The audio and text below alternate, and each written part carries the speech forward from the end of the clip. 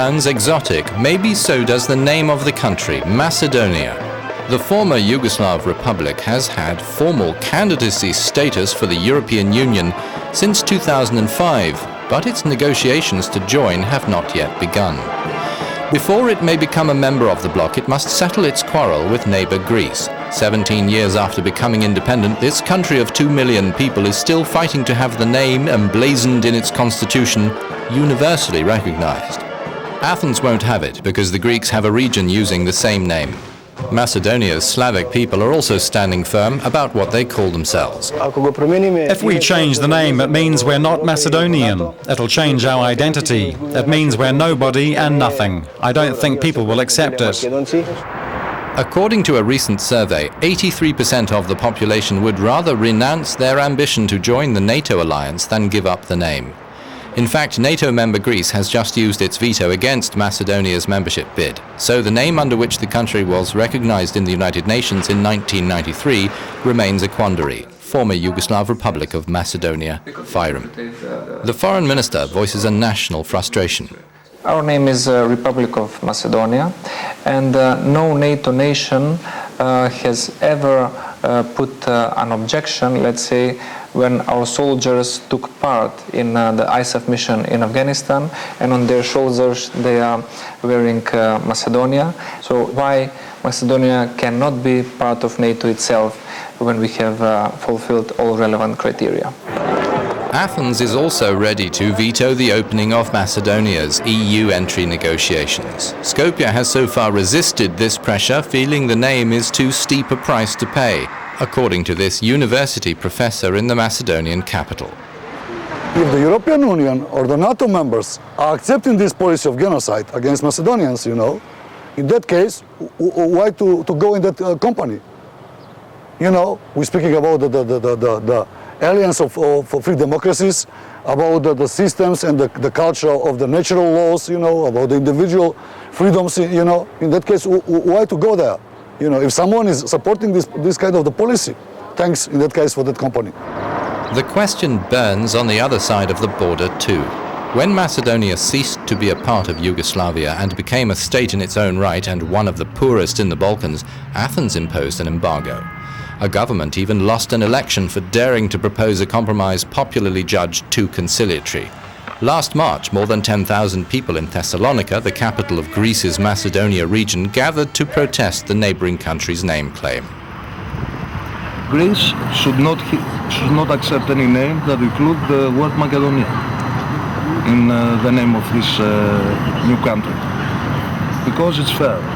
It's not fair for them, and it's not fair for us to sell out our history. The Macedonia, established by Philip II in the 4th century before Christ, covered today's country 37%, modern Greece 53%, and Bulgaria 10%. Philip's son Alexander, known as the Great because he Hellenized so much of the ancient world, is presented to children in Greece today as Greek. Defenders of this line of thinking say therefore Macedonia is Greek, and they harbor suspicions that Skopje might one day seek to conquer Greek Macedonia, according to the prefect of Thessalonica. It's quite obvious they have plans to be incorporated with the territory, because it's shown in their books and their maps, and whatever they do, they show that they're trying to get our territory. We Greeks respect other people's history, but they don't respect ours. Skopje rejects this, saying Macedonia's constitution was specifically changed to exclude any such territorial claim. But the government isn't exempt from charges of flicking oil on the fire, such as by christening the national airport Alexander the Great Airport. The chief European Parliament interlocutor in Macedonian affairs calls this outright provocation. Alexander the Great, Alexander Veliki, Megas Alexandros, is not a part of their Slavic Macedonian history. And everybody could know that it should be a provocation toward Greece to use this name for this humiliated airport, small airport. It's a crazy choice to do so.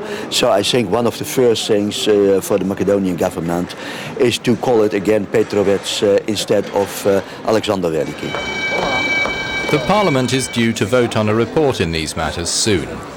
The EU Assembly is in favour of opening membership talks with Macedonia. The author of the report elaborates. Every country has the right to choose itself its constitutional name. And we have also inside Europe countries like Luxembourg, Moldova, Azerbaijan, which have the name which is the same as that of the part of a neighbour country. It's the same situation as which has the Republika Macedonia. But we hear from a Greek Euro MP that Athens feels it has conceded enough in accepting as alternatives Upper Macedonia or New Macedonia. They should understand that there are certain limits to which one can decide to go. And the limit is this, either a geographical term or New Macedonia. But if you monopolize the term of Macedonia, then myself, I'm going to be from Macedonia. My father was, my grandfather was, and everybody going back and back. And this brings a lot of confusion, and it leaves an open wound.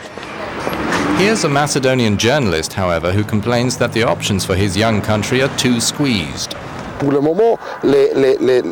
moment, this Euro-Atlantic prospect is the only imposing force keeping the country as we know it together today. I'm thinking about the ethnic Albanians and Macedonians living together. What worries me is that the politicians haven't come forward with another alternative we could think about. If